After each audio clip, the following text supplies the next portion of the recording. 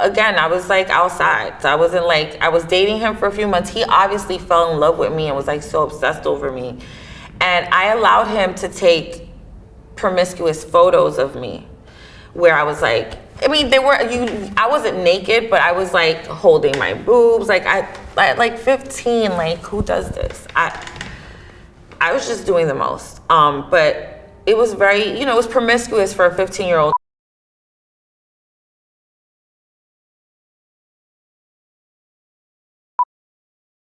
This is Katherine. Take one, camera A mark.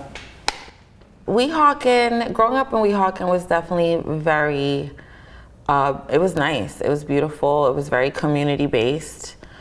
It was a very nice neighborhood to grow up in. My grandmother emigrated here, I'm not sure which year, but it had to be like in the 70s. And she brought all her children here. And they just felt like Weehawken and Hudson County in general was like a good place to raise kids, work, it was Latino based, a lot of Latinos in that neighborhood, but also it was very mixed, and I went to private school. Well, first I went to public school for like kindergarten, and I didn't even know how to speak English because we only spoke Spanish at home, so I had to learn how to speak English, and that's why my mom, I remember I got left back in like kindergarten or something, and then my mom was like, I'm putting you in private school, because she felt like I was gonna get a better education in a private school versus a public school, which honestly wasn't necessarily true, but we'll get to that later. So yeah, I went to St. Augustine's. It was a Catholic school in Union City, and I went there from 1st grade till 8th grade. But my childhood was fun. It was very family oriented. We had a lot of parties. The family always gathered for the holidays, a lot of food, a lot of dancing, and it was a good childhood. I can't complain. I have a little brother. He's 3 years younger than me. So I always felt like the protector of my brother. Which is weird because I'm a girl, right? But I'm the older sister. I'm the oldest in my, out of the siblings. So I always felt the need to protect my brother. My dad wasn't around. When my mom and my dad got married and they came here, my dad wanted to live in Brooklyn and my mom wanted to live in Weehawken. My dad wanted to live in Brooklyn because he had a bodega that he was working at out here. He used to place bets out of that bodega. He was making money, but he was also a drunk, and he had more. I guess Brooklyn was a vibe, you know what I mean? Like he just felt like Brooklyn was more of a vibe for him, and my mom just wasn't having it. So he would go to work in Brooklyn, do whatever he was doing for a couple days, and come back like late at night and knock on the door. My mom would be very upset because it's like, what are you doing coming home at this time? The kids are sleeping. Nonetheless, she would still let him in and sleep in the house. And, it didn't really feel like a family. Like it just felt like, my mom was always working and providing for us, and my dad was always just coming home, getting drunk, after he had like a night of like, I don't know what, like he would spend a lot of his money on liquor and bets. So, my mom worked really hard to provide me with, a good lifestyle like that I felt was like, okay, going to private school, I'm with like kids that have, working class parents, both parents live at home a lot of times. Like it just, Explain that though, right? Your mom is working a lot, right? I'm assuming she's putting a girl through private school. Yeah. She's an immigrant mother, right? Yeah. She's pretty much doing it alone. She worked day and night. So that means there's no time to really talk to you, right? No, yeah, my grandmother really raised me. Okay. My grandmother definitely was like, she was the matriarch of the family. She was the babysitter of the family. She didn't only just babysit me and my brother. She babysat all of the grandkids. So she had 9 kids, and all those kids had kids, and guess where they were at Abuela's house. Yeah. So, again, like I did have a nice sense of family, because I felt like I did have somewhat of a father figure through my uncles, but it was just different because they had their own kids. So they weren't really focused on us, but they would help out as much as they could, you know. But I had a lot of freedom too growing up, which gave me, you know, access to go hang out with boys at an early age. Like I would go to the park. Like at 11 years old, I was at the park all the time. I had a curfew. I know I had to be home before the sun went down, but like I was outside at 11, 12, 13 years old, like outside a lot by myself, because even though my grandmother was taking care of us, she was older and she has so many kids to watch after. So, you know, we had a lot of freedom. And you know, in that freedom, you know, you get into trouble, which I got into a lot of trouble. You know, I started smoking weed at an early age. You know, even though I went to private school, I went to private school. I lived in an area where all the other kids went to Weehawken, to the school that was... Public school. Yeah, they all went to public school. So I did always feel like an outcast, but at the same time, I was also like kind of like the cool girl, because I was like the only one that was in private school. And that is kind of looked at like, okay, she a little rich girl, but we weren't rich. We were actually poor, but my mom was just working really hard to, you know, provide that kind of lifestyle. But again, having so much freedom, meeting, you know, being outside, because my mom was always working, I did get into a lot of trouble. I did hang out with a lot of, you know, public school kids, and, you know. And I want to get into some of the stories. We got times. I want to get into details to some of the ways you got in trouble. But I want to go back a little bit, because we had conversations off camera, and you talked to me about a traumatic event that happened to you at 6 or 7. Yes. And I know you linked it to maybe dad not being around, maybe Absolutely. mom working a lot. And I want you to take your time, because I know this could be a traumatic thing to talk about. But if you're comfortable, I would like for you to share it. Absolutely. And you know, a lot of times when what I've noticed about myself as I've became an adult and a woman is that I tend to purposely forget and put in the back burner like all my traumatic experiences. And because I don't want to talk about them, but I did suffer a lot of trauma growing up, like without even realizing it. Like at 6, 7 years old, my neighbor was, you know, touching me, molesting me, like showing me his private areas. And to me, I thought we were playing around because he was my neighbor. Like he lived right upstairs. So we used to, my grandma used to let all of us play in the hallway, and that's how we were able to have contact with the other neighbors that were in the building. And he was like, I want to say 15 or 16. I was really young. I was like 6, 7 years old. And he did that for a little while, like where he would be like, meet me in the hallway. And I would go, I'm going to go to the hallway. And we would play with each other in that way. And I didn't realize that I was being molested until I got older. Like, I want to say like 33, like literally not too long ago. Because in my brain, I thought that's what boys and girls are supposed to do. Like, they're supposed to touch each other. They're supposed to like, play like that. I always thought that, like, even as an adult. Which is why I probably had a baby at 16, because I was young and I'm like, doing things and being promiscuous and yeah, but that, because I truly feel that because of that experience, that kind of opened the door to me wanting to explore more of that and just, be a promiscuous teenager, which I was, Now let's go back to Weehawken. On the block, 11, 12, 13. Tell me some of your earliest memories, some of the crazy stuff you was doing when you was outside. Oh my God. I mean, we were hanging out. We were smoking a lot of weed, a lot of cigarettes. To me, that was a big deal, like, because we weren't supposed to be doing that at like 11, 12, 13. I met my son's father when I was 11. And we used to hang out a lot and just be on the block talking, shooting the shit, playing manhunt,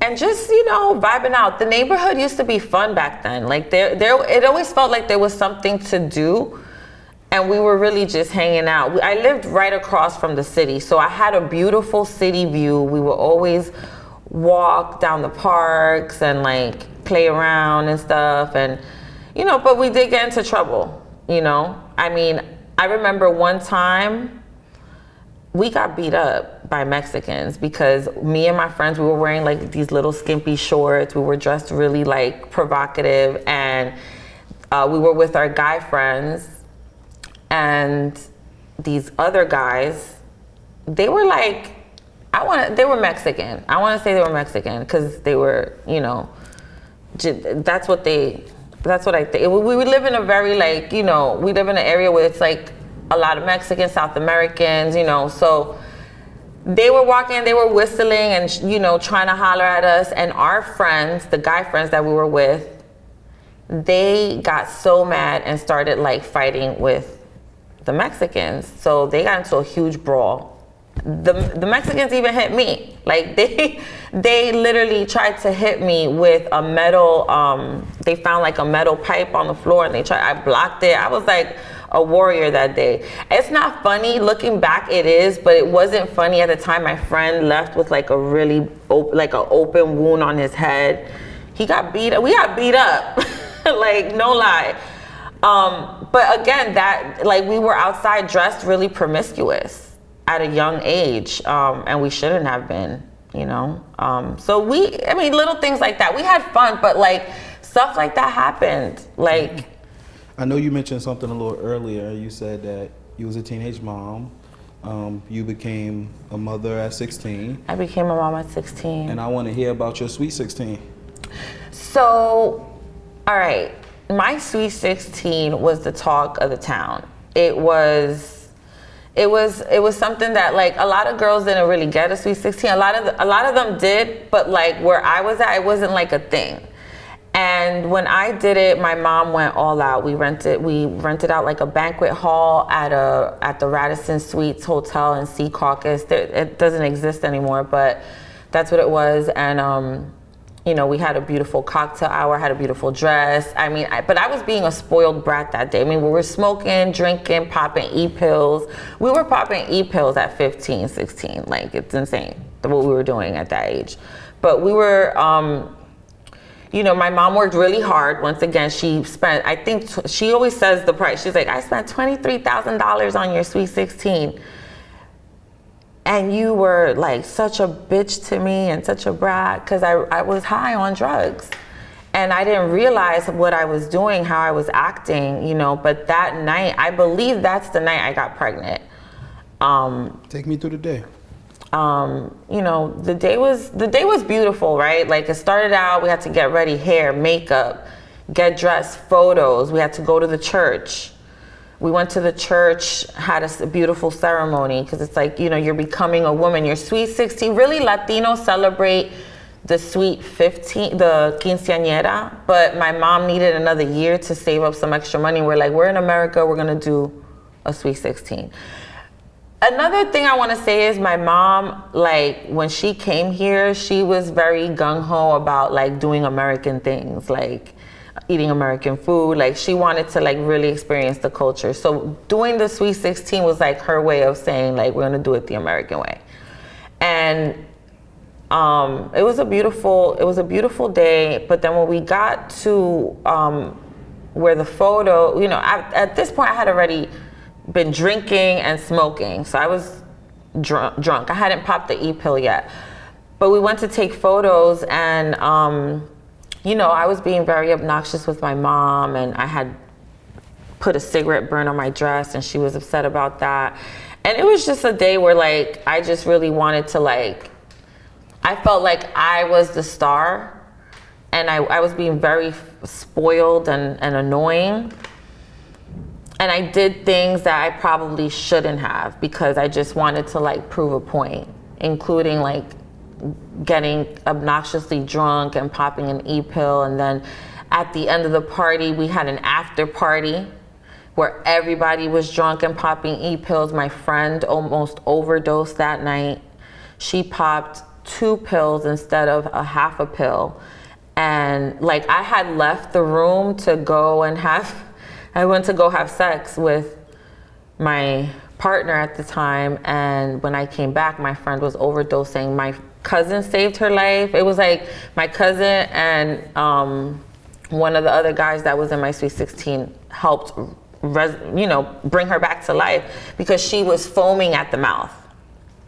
And it was scary. And I was so scared. And I was like, oh my God, I can't believe this is happening.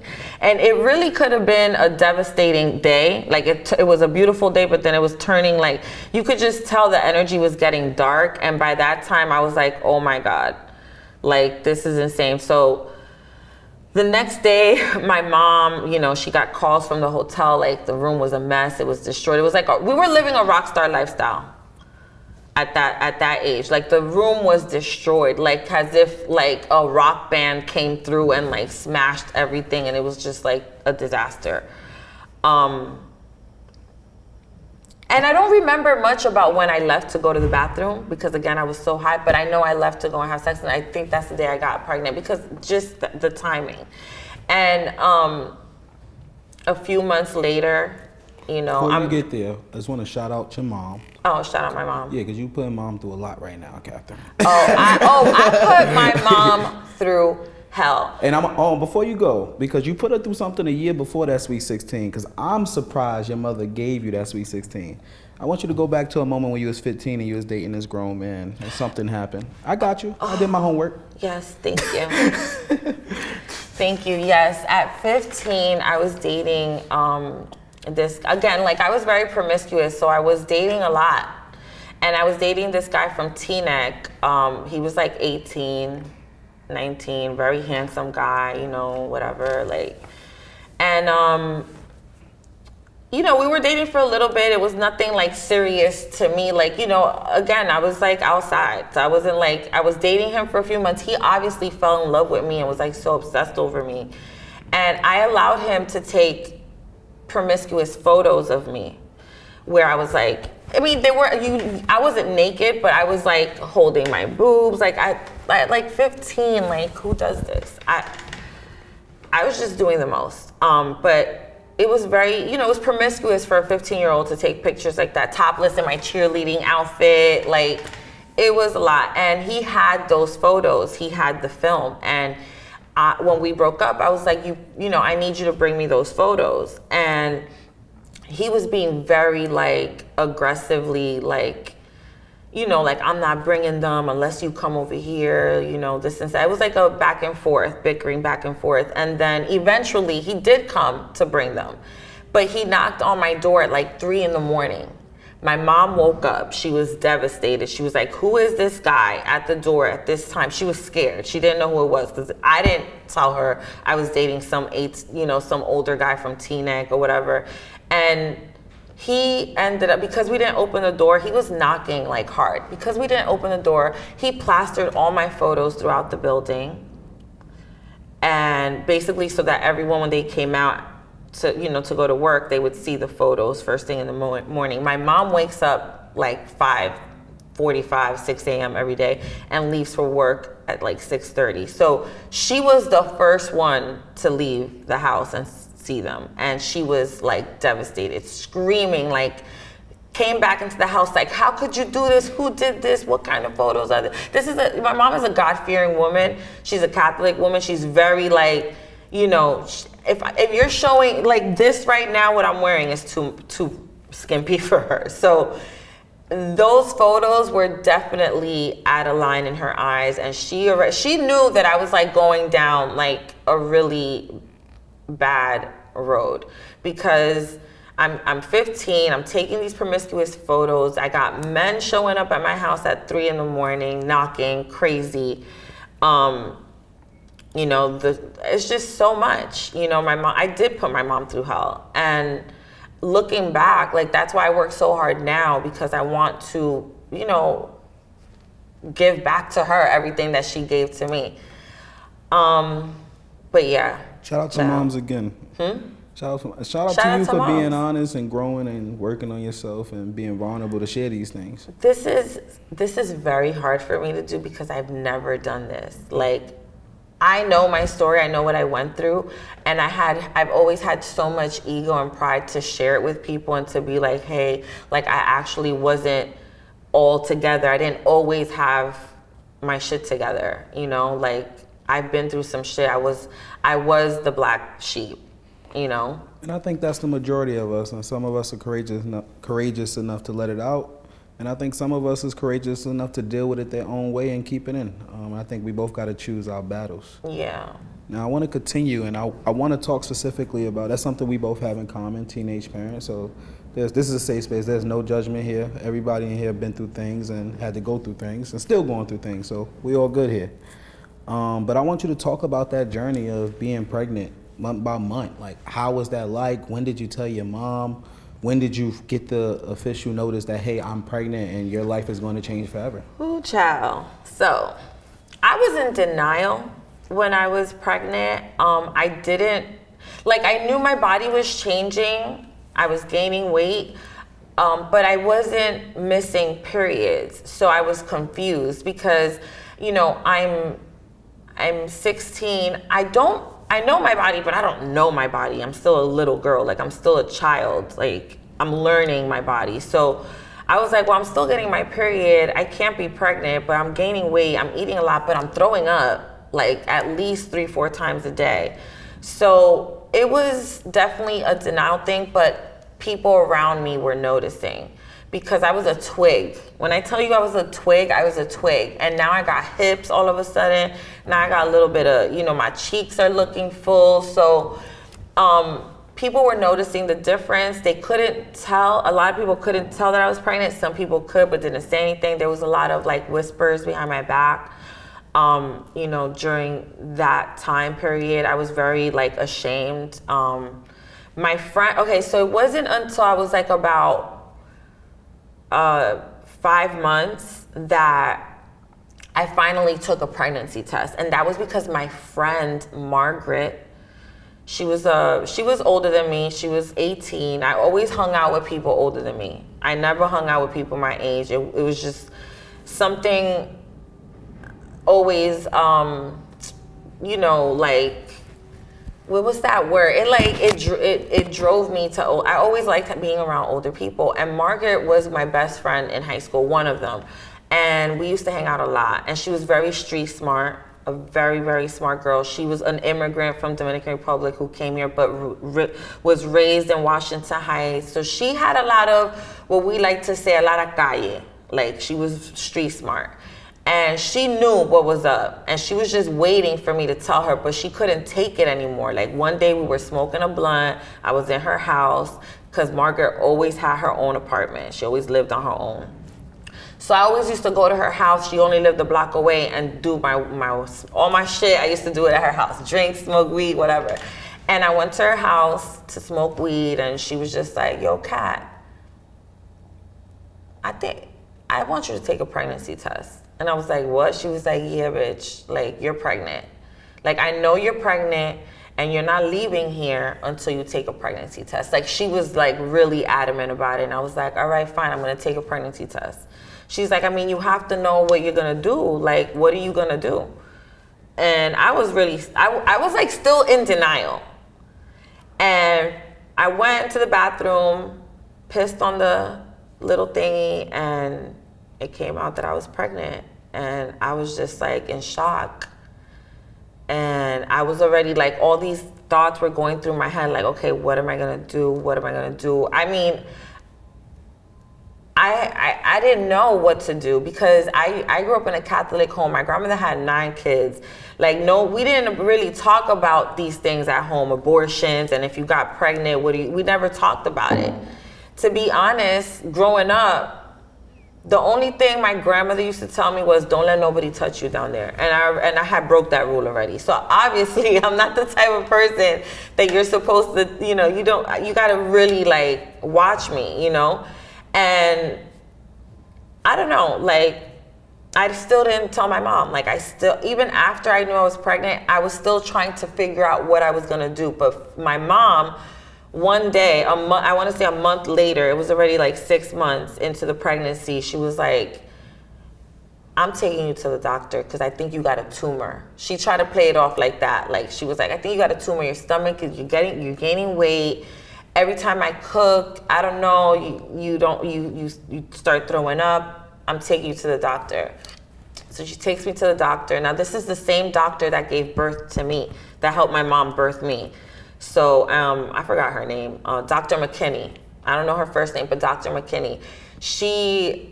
As soon as I walked in, my mom, expressed her concerns, and then she had my mom step out, and she was like, "Are you pregnant?" And I was like, "I don't know." And she was like, "Lay back." I laid back. She touched my stomach a few times. She was like, "You pregnant?"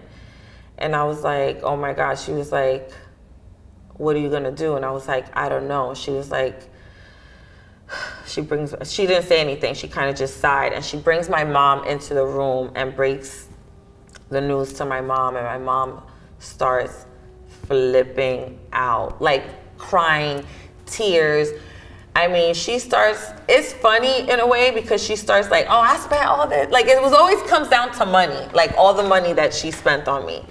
To be like this perfect child, like she put me through private school. She always, would put me in extracurricular activities, take me shopping. Like, I was really spoiled growing up. So she couldn't understand why I made that mistake and why I would quote unquote ruin my life like that.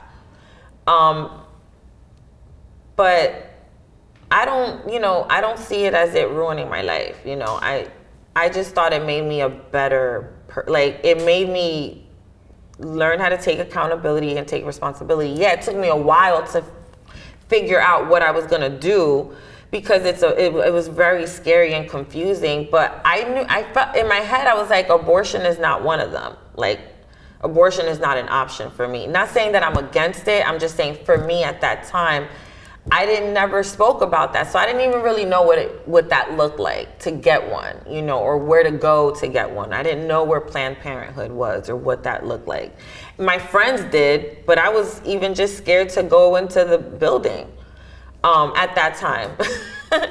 And so now I'm pregnant, and my mom, she basically was like, well, we can't it's too late to have an abortion. She was willing to put me through that if, it was early enough to do so, but it wasn't. And, she just said, we're gonna raise that baby. We're gonna do what we need to do. And that's it, put your big girl panties on. And I did. And she's like, and I'm gonna help you so you can finish high school. I want you to go to college. Like, she was like, I'm going to help you with this, but this is what you need to do. And I did the things that, up until I was 20, because then I got pregnant again with my second son. But we'll get to that. Yeah, let's not fast forward there. So tell me, a couple of months later, you have your boy. So I have my boy. And how was that going to high school, and what was your schedule like? I know that could be challenging. My schedule was very crazy. First of all, when I had my son, I immediately was in mommy mode. And it wasn't hard for me to get into mommy mode. I had a lot of help. I had my mother, my grandmother, my aunts, my cousins.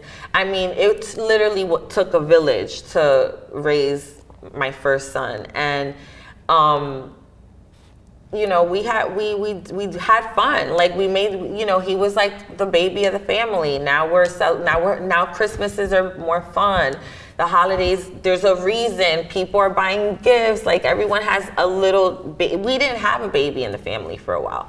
So it was like fun to, it was fun for a little. It was hard. I'm not gonna say it was like fun all the time, but looking back, I wanna definitely talk about the positive times that I had raising my baby, because he was like my little best friend, and he still is, my first son. And put him in daycare. I would have to drop him off at the daycare by 7 a.m. to be in school by 8. So I was waking up at 5:45, 6 every morning to make sure that I would take him to school, to daycare. And that started when he was 3 months. Because, I wanted to spend the first 3 months of his life with him and breastfeed and do all those, mommy things. But then I knew that I had to get back to school. I had to finish my last year of high school. I had to graduate. I had to try to, you know, make sure I kept my grades up so I could get into a good college, or even just go to college, period. And I tried to join extracurricular activities. I felt like my last year of high school, because I was a mom, I felt like, okay, I gotta do things right. Because from freshman year to junior year, I was a rebel. I was a cheerleader, but like I joined the cheerleading team to be around the basketball guys. Like it wasn't because I liked cheerleading. There was always, like, I was always chasing guys. And I think that stems from not having my dad around, because he was never around. He came around maybe twice or 3 times. I can count in my hands how many times my dad came to see me. And so for that last year, I was like, no, I gotta make this purposeful. Like, I gotta join the peer leadership, the mock trial, like, what is it? It's like, these are like groups, like, you know, these little groups that they have in high school. And you join them and like, you feel like you're part of something, like you're part of and I finally felt included. Because for a while, I did feel like the talk of the town. Like everybody was looking at me like I was a whore, like I was a slut, like, you know, which I'm not gonna lie, like I was outside, you know. But I was exploring myself. I was exploring my wild oats, as they like to say. But I was doing it really early. And so I think God was like, well, I'm gonna sit your ass down and you gonna get your shit together. And, you know, because if you keep going down this road, it could get worse for you. You know, I don't know what, but it could have got worse. I don't know. Yeah, and you did finish high school. I did finish high school. And you started college. Talk to me about you starting college. I started college. I went to community college because, one, that was all I could afford. I didn't get any scholarships. I wasn't. I mean, I was smart. Like I did put my best foot forward, but I feel like, you know, to get a scholarship, you gotta be, all 4 years gotta be on point. And I only had 1 good year in high school. And so college, I went to community college, went to Hudson Community College. It was local, it was close to home. So it was easy for me to go there, do what I needed to do, go to work, and go home to see my baby. So I really spent maybe 3 hours a day with my son during that time period, because I was always busy working and he was in school, daycare. My mom would pick him up, or his dad would pick. Somebody was, you know, it was a lot of moving parts, you know, that needed to be done in order for us to like just get to this point right here, you know. And that was the schedule for like 3 years. What did you major in? What did you want to do when you was in college? So when I was in college, I wanted to be a communications major, but they didn't have they only had a minor, like a minor program. They didn't have like a major program at that time. So I majored in the nursing program because that's what my mom and my family said. You need to do something that's going to be secure and stable, you know, provides a sense of stability for you because you're a mom now. But I didn't like nothing about nursing. I mean, you know, yeah, it would have been a great career and I probably should have did it to have like that sense of security, but I was always a creative. Like I've always wanted to be in fashion. I've always wanted to be, you know, in entertainment. In high school, I was supposed to be in my high school play. I didn't get to do my high school play because I got pregnant, and when they found out I was pregnant, they kind of pulled me from the play, and that was going to be like my acting debut. And I feel like that was ripped from under me. There was a few times in my life where things were ripped from right under me, where I was so close to having it, and it was just like, nope, you can't have that. Then I got pregnant, and it was like, oh, well, you shouldn't even think about being a fashion designer because that career is too competitive. You need to get into nursing and do that because, you know, that's more secure. Then got into nursing, but I just, you know, I wasn't into it, but I was doing it, and I was minoring in communications, which was great because this is what I do now. But that, you know, I was still like trying to be outside, you know, and I got pregnant again. So while being in college, you know. So take me there about having your second son. So having my second son was a little bit different because I was now in a exclusive relationship with the father of my son. Like, we had made that decision to, like, you know, be together, and we were like exclusive. So when it happened, we weren't surprised because we were, you know, we knew what we were doing. But we still weren't prepared. Like, he was living at his mom's house. I was living at my mom's house. I was still going to college. He was cutting hair. But he wanted to have a baby really bad. Like, he was like, I really want to do this. And that's his first son. You know, he's not the father of my first son, but he did raise my first son. So we always just say that he's the father because he raised him since he was like 3 years old. So with my second son, when I got pregnant again, I really was scared. And I was like, I told my son's father, I said, listen, if I'm going to keep this baby, I need you to make sure that you are always going to be a father figure, not just to one, but to both. Because I never wanted my other son to feel excluded and to feel like, okay, my brother's getting more love and attention than I am. I wanted both of them to feel that same sense of like security from him, and he did provide that. I can't knock him on that. He's done a good job at being there for both of them till this day. But raising, for now becoming a mom for the second time, it was different because now I know what I'm doing a little bit more. But it was still scary because now I got to tell my mom I made another mistake, quote unquote. It wasn't a mistake to me, but it's unprepared, right? So if you don't have a house, if you don't have a car, if you don't have like a bank account with at least 20 grand in it saved up, like to start, you're like really unprepared to be a parent. And I had zero in the bank account, still lived in my mom's house, but I was like, we're gonna do this. And honestly, it was the best thing I ever did. Like, I love my boys.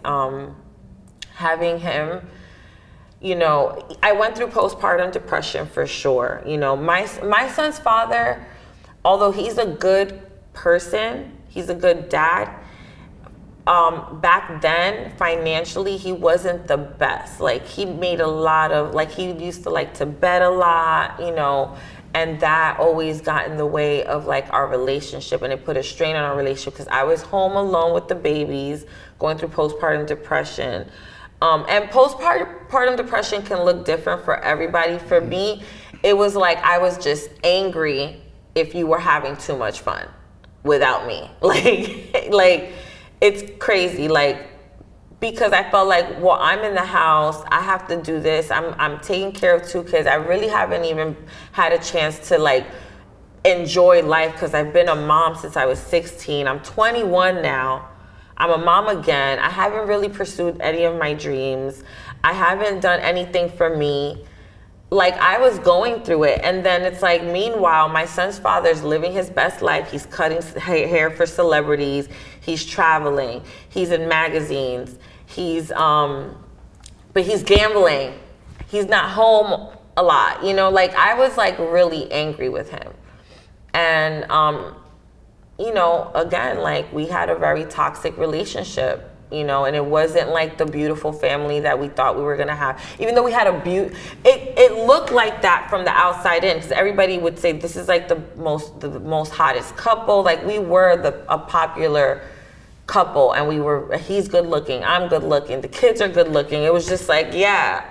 But inside we were like struggling.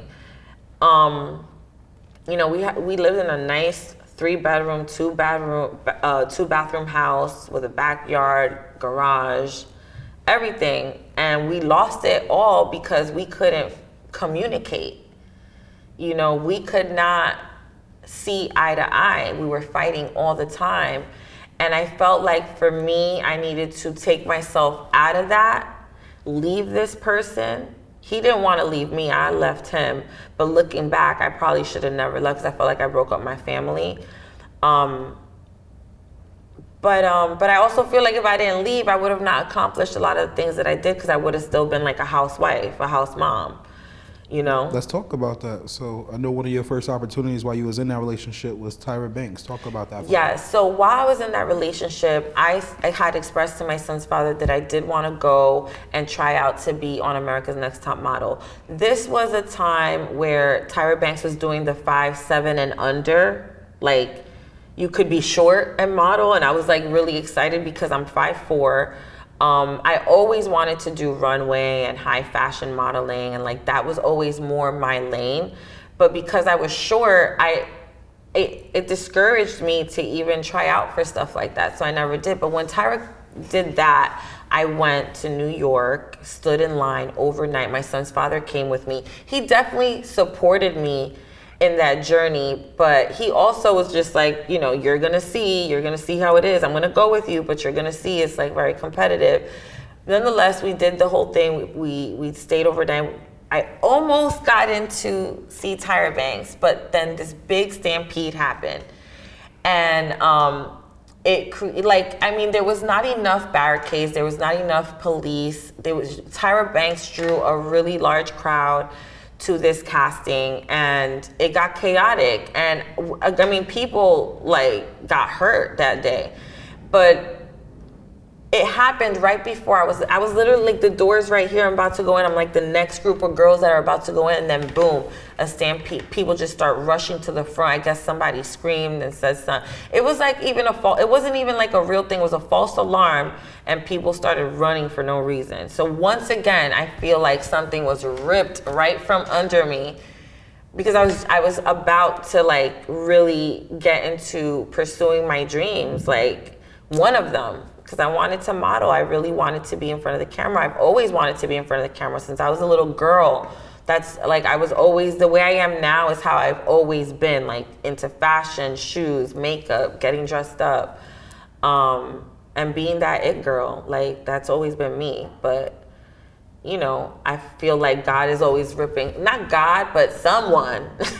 I feel like, I mean, it could be God too, because God could always be, you know, telling you, you know, this is not for you. You know, this is not meant for you. I got something bigger for you. Your purpose is bigger than this. Like, forget about this, you know? So now as an adult, that's how I see it. But when I was 21, 22, and I'm there and I'm like, what the hell? Why does this keep happening to me? You get discouraged. And you get mad and you get angry and you build animosity, and I was going through a lot internally where I wasn't a good person. I can honestly say I wasn't really like the best human being. I was a good mom. I was always a good mom, but I wasn't a good person because I had so much in my mind that I had animosity towards, like just so much. Even though you're going through all of this, and I know you feel like a lot of opportunities is being ripped from you, you meet somebody, Caesar. And you also start working for Strawberry Blunt. So I know this could be quite a bit of a conversation, but take me through, you know, you meeting one of your mentors, Caesar in Jersey, and your relationship with Strawberry Blunt in the blog. So after me and my son's father had our son, and we had our little, you know, we lived together, and that was toxic and turbulent, and we decided to like part ways. I found a small 1-bedroom apartment in Weehawken for me and my 2 kids. It was like a railroad style apartment, and I needed furniture, so I went to a furniture store. I think it was called Ashley's Furniture. It was Ashley's Furniture, and Caesar was working there, and Caesar, you know, was helping me with my furniture, but he liked my personality. He said, you know, I saw something in you that said you would be good at this, and he needed an administrative assistant for his nightlife and entertainment company, Infinite Entertainment. That's what it was called. And he hired me on the spot. He was like, I want to hire you. I think you'd be a great administrative assistant. You can make some extra cash on the side. I needed extra cash on the side. By this time now, I'm on unemployment because I didn't talk about my time working as a legal assistant at Blitz and Associates, where, you know, I worked a 9 to 5 there while I was a mom. But I got laid off from that job because the Blitz and Blitz was a married couple, Blitz and Blitz, and one of the Blitzes was leaving, and she was divorcing her husband, and so I was her secretary. So when she left the office, I got laid off. Now I'm on unemployment. That's all the money I have. That's what I'm living off of is my unemployment check. So I definitely needed this extra money, and C's provided me with like maybe I want to say like $200 extra a week. But he gave me a free phone. He gave me a computer, like a desktop computer to work out of, and every time we hung out, it was like free food, free drinks. I was working and hanging out at the same time. I found a way to kill two birds in one stone because I did feel like I was missing out on what a normal 21, 22, 23-year-old person goes through, which is like they go to college, they go out, they party, they get drunk, they have like that, that college lifestyle kind of. I didn't have that. I was a mom. I wasn't partying all the time. So I was like, but damn, like it would be nice to party a little bit sometimes. Well, maybe I could work in nightlife, make money, and party at the same time. This way, I don't feel so guilty about being out because I'm making money while I'm out. So that worked for me. And I got so addicted to that lifestyle, working in nightlife. It was amazing. I was making money. And then when the unemployment ran out, like I was still good. Like I'm working in nightlife. I get to see the kids during the day, take them to school, drop them off. I would pick them up from school, make sure they ate dinner. And then boom, 8 o'clock, 9 o'clock, while they're sleeping, I'm out working. So it was a great schedule. And while working in nightlife, I met so many people. I reconnected with one of my grammar school friends. Her name was, I don't even want to say her name because I don't talk to that bitch no more. But said person introduced me to, Strawberry Blunt and to being in the media space. And I was working in nightlife. I was working with the Strawberry Blunt Girls, has a blogger, and I would do like the fashion blogs sometimes. I would blog about whatever they wanted me to blog about. Like they would give me like an itinerary. And then eventually I was becoming very popular because I was working in nightlife, so I was meeting a lot more people. And eventually I figured out a way to make money for Strawberry Blunt.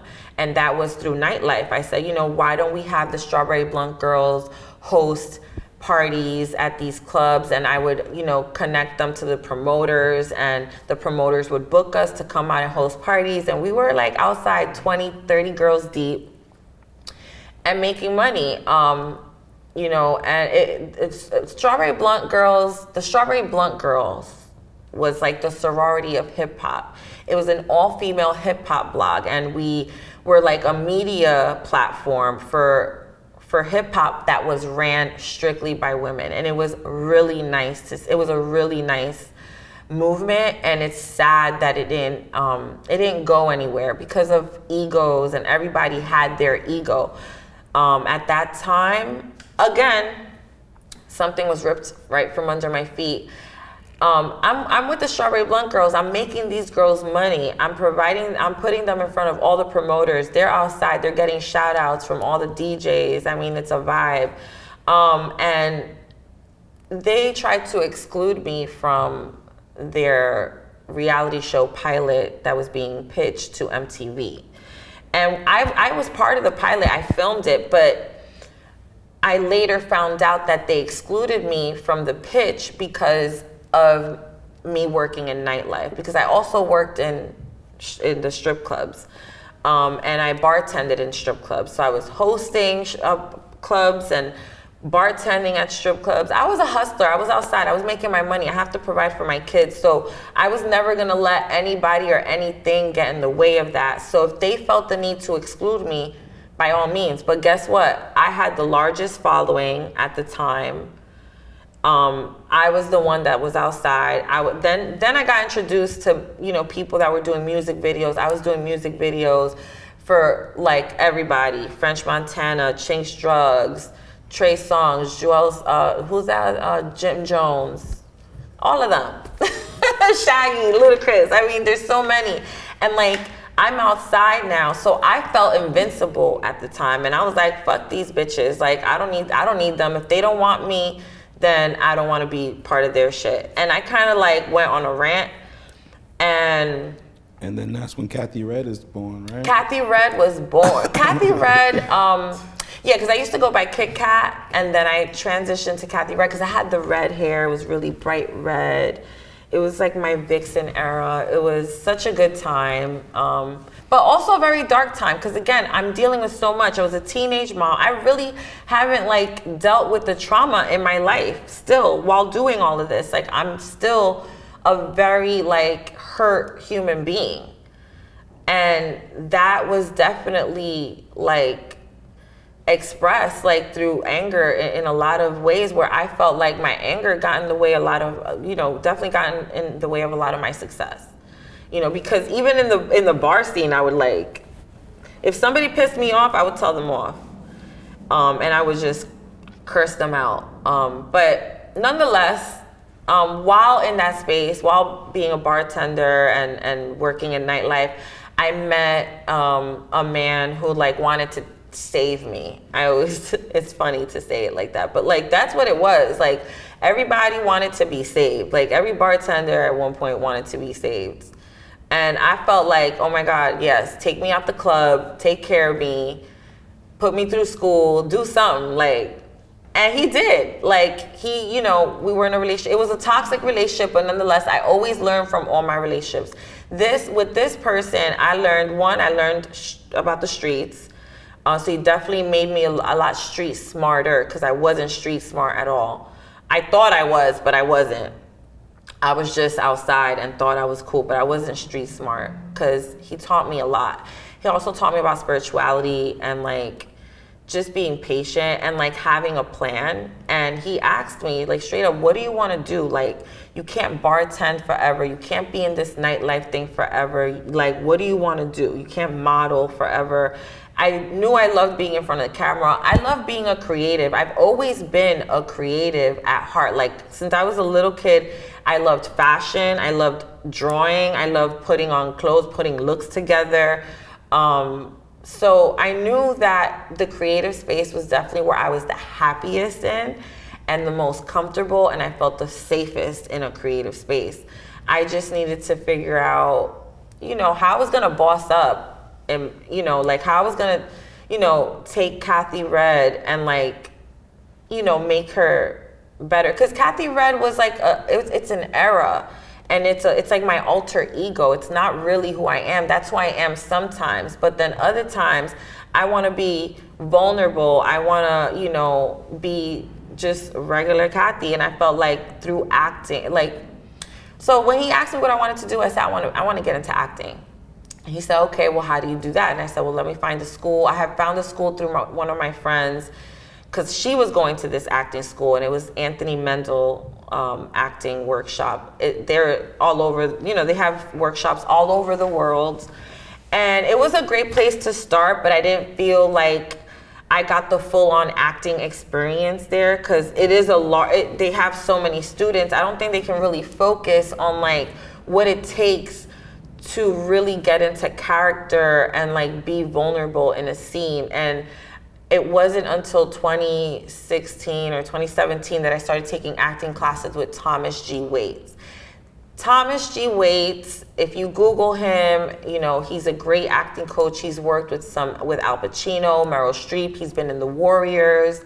He's been in many, many things. And he's a director, he's a writer, he's a great actor, and he really, when I entered that class for the first time, I was just very, like, you can tell, it's all, like, I was very, like, trying to be very well put together, and that's not what acting is about. Acting, you have to, like, be bare, like, you have to bear it all, and I never did that before, especially in front of people, like not in front of a whole class, especially strangers that I've never met before. And so when I entered that class, he asked me, lay on the floor, lay flat on the floor, close your eyes, and talk about a time in your life where you felt like you were at your lowest. And I had to talk about that time detail for detail. Because I had never really thought about that ever. Like, when was the last time, when did I feel at my lowest? So when I had spoke about that. I'm sorry, sorry to cut you off. Can you answer that question before you finish your story? When did you feel like you were at your lowest? To be honest, I felt like I was at my lowest. It was, I want to say, it was towards the end. It was, I was at a bar, I was bartending at a strip club. And, you know, in this industry, like in that industry specifically, it's very competitive. Like all the girls have their bodies done. You know, it's a very promiscuous industry.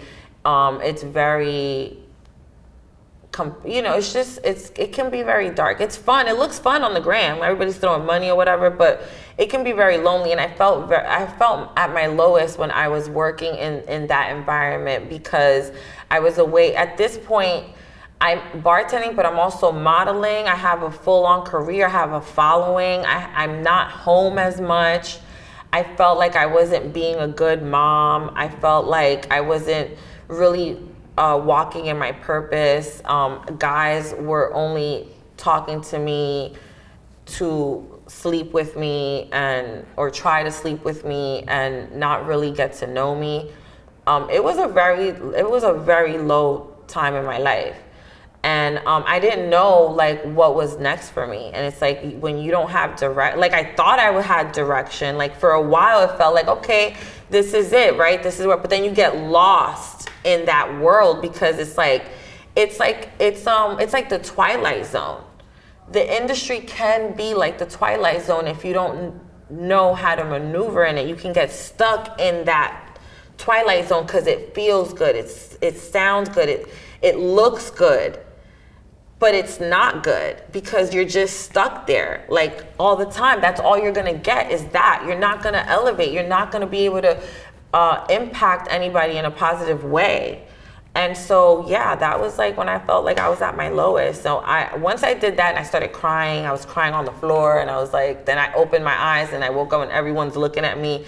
And he's like, and that's how you're gonna do your next scene. And I was like, what? He's like, that's how you prepare for your scenes. Like, you need to, like, especially if the scene requires you to take it there, you gotta think about you gotta take yourself there. You gotta really put yourself there.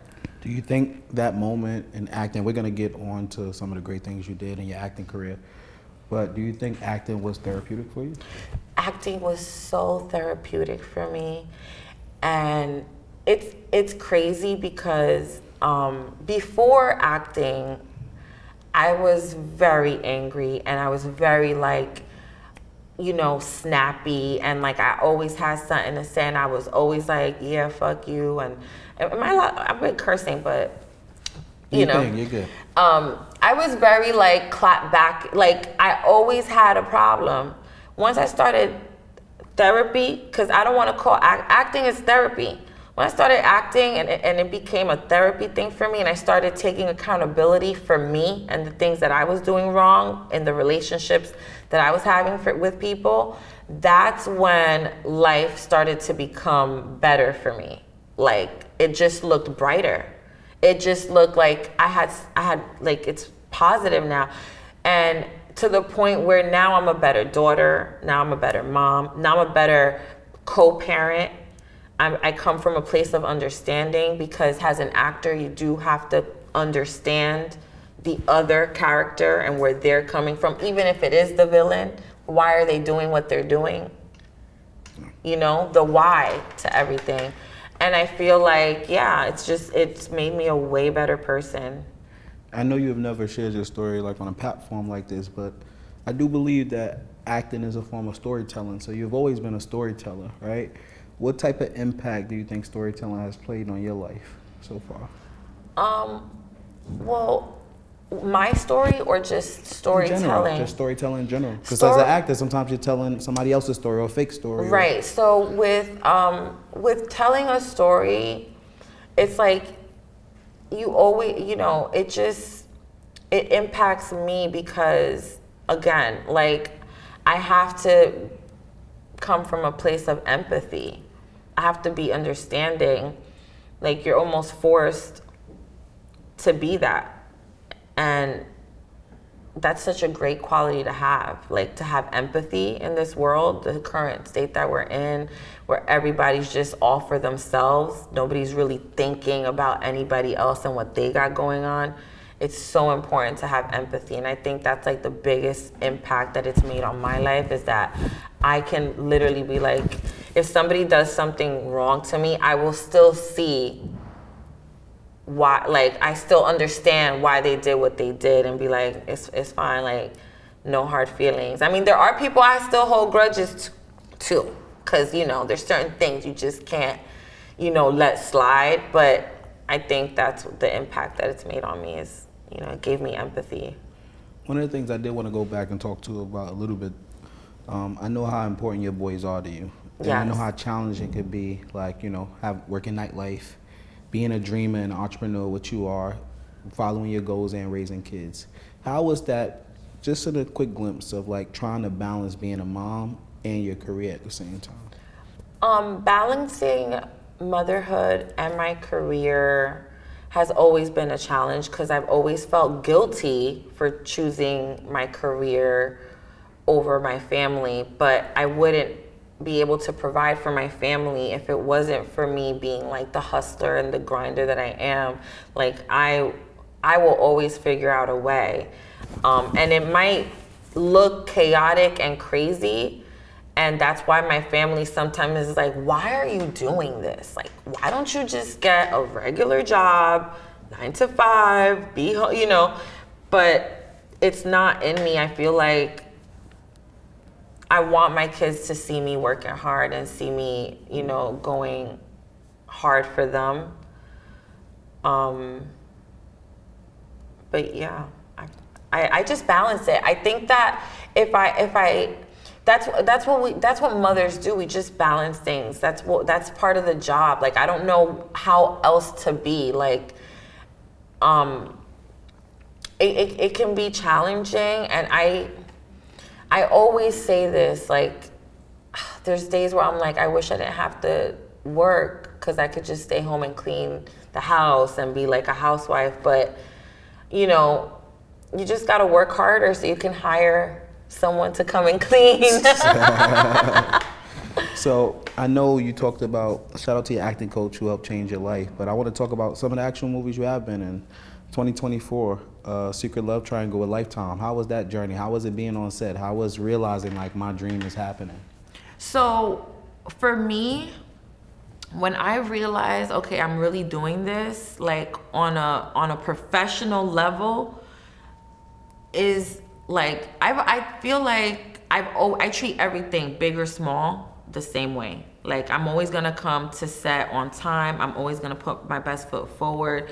And I'm always gonna treat every set, big or small, like it was $1 million set, because that's my value. That's what I bring to the table, is my professionalism, is the way I bring myself to the table. It makes everyone else's job easier. So like, I never want to say one project is bigger than the next. For me, they're all equally the same. They all provided me with an outlet to express myself and to show my talent. Pocket Full of Game was my first project that I ever filmed. That was the lead actress in that. That got over 4 million streams on Tubi. Till this day, people still call me and text me and say, oh my God, I loved you in Pocket Full of Game. I loved Pocket Full of Game. There's a 1 and a 2. That's how good it was. It was very relatable. I'm all about telling stories that are relatable. I want people to be like, yo, I went through that. And she's telling the story truthfully. Not to toot my own horn, but I'm a good actor, because I'm not acting. I'm really there. I'm really doing it. I've really experienced these things. Whatever film I'm in, I really put myself there. And I think about a time period where I was either close to an experience like that, or I say, what am I going to do if this was me? But it's not me. It's, you know, Portia, or it's, you know, Red Bottoms. But, you know, I love working on set. I love being on set. I want to do everything on set. Like, I want to be behind the camera. I want to be in front of the camera. I want to be in charge of the mic. I want to do everything. Like, I am a multitasker for real. But I know that when I come on set, I can't do that. I have to just be, if I'm on set to be an actress, I'm there to be an actress and do my job and tell the story to the best of my ability. That's what it is. Like, you just gotta make sure you're telling that story. There's a bigger picture. And just because on paper it says you're the lead,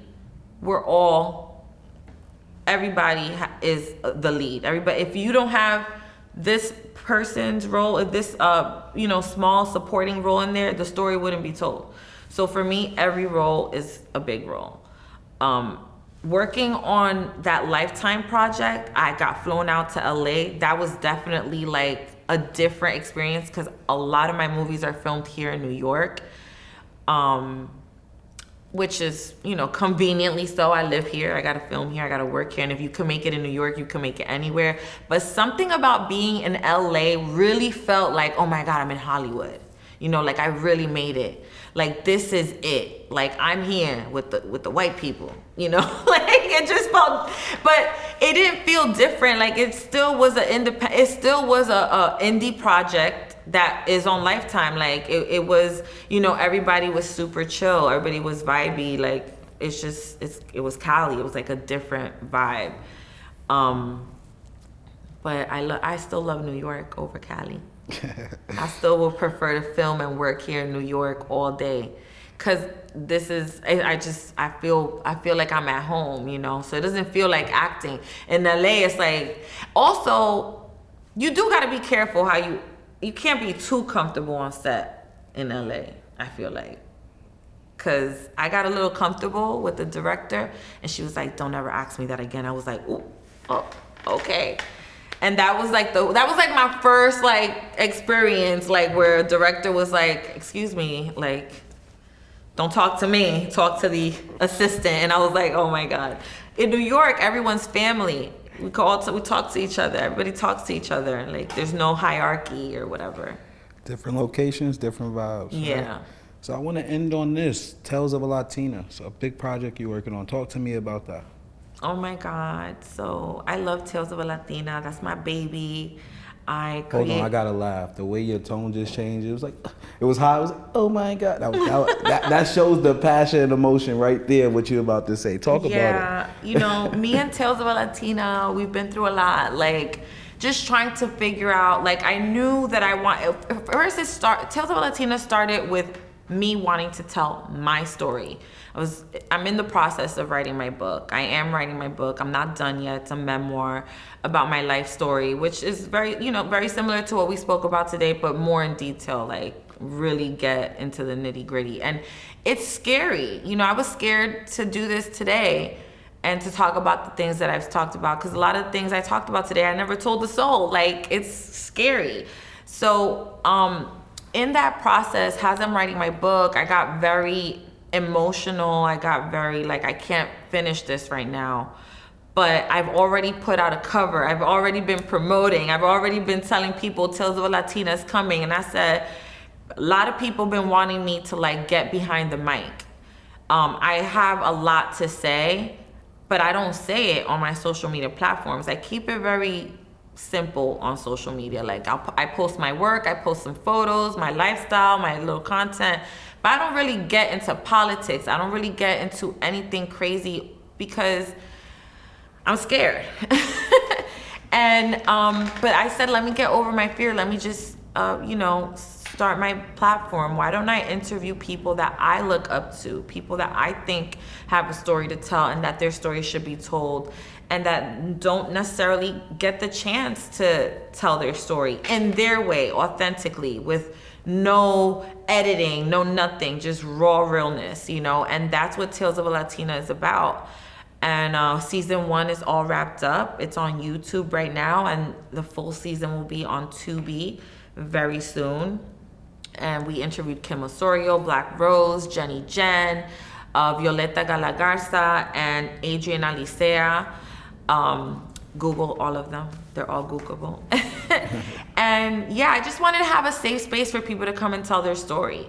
And I felt like Latinos really don't have like a voice a lot. Like we have a voice, but it's always on like Univision or on, you know, like that's not just what we are. Like Latinos come in all different shapes, colors, sizes. Like some of us don't speak Spanish. I do, but some of us don't, you know, like, and that's okay. And it's, you know, it's okay if you're an Americanized version of a Latino, like it's okay. And I feel like, you know, I get beat up a lot because I don't represent my Latin culture enough, or I represent it too much, or it's like I'm never Latina enough, or I'm too Latina. It's like, I just wanted to be myself on my platform and have something that I could call my own and say, I executive produce this. This is my thing, my platform. I can do what I want here. I could say what I want. And it gave me a sense of freedom in this industry. You know, I'm always on other people's sets. I wanted to be on my own set. Because again, like I said, I like to do everything. Like I want to be, if I could, I would do it all, but I can't physically. I cannot do it all. I can only do maybe 3 of the jobs. But the other things, I need help. So, and shout out to my team. Okay, let me not forget to shout them out. Relentless Media, DC, Frank, Rachel. This is my team, my production team. I love them to death. Without them, I would not have been able to put this vision together and get it out there to tell, you know, not just my story, but all the other people out there that don't get an opportunity to share their story. And I'm not just interviewing celebrities. I'm interviewing people that are impactful, you know. But yeah, I definitely want my celebrities too. Cardi B, I need you. Plug that in real quick. Katherine, I appreciate you for coming on the platform. Thank you so much. Oh my God, thank you. I had so much fun. It was scary, but I got over it. Was I rambling? No. Okay, I good. thought you was great. I really appreciate it. Thank you. I have so much fun. Thank you. course. So, shout out to I Shouldn't Be Here podcast. Do I say something like that, or we don't need that? I don't think we call it a podcast. We don't know what we call it. We just having a good time and we telling stories. We'll figure that out later. That's how I feel about Tales. It's not a podcast. It's a talk show. Yeah, it's a docu-series. It's whatever like they want it to be, you know? It's a docu-series. Yeah, I love it. Yeah, but shout out to John Conyers Network. We bringing a bunch of different contents, different forms. We in experimental phase. John Connors Network. Yeah, shout out to John Connors Network, y'all. There we go. Follow us on YouTube. Subscribe. Yes. Appreciate you. Thank you. Yo, that was really good. That was good? Really good.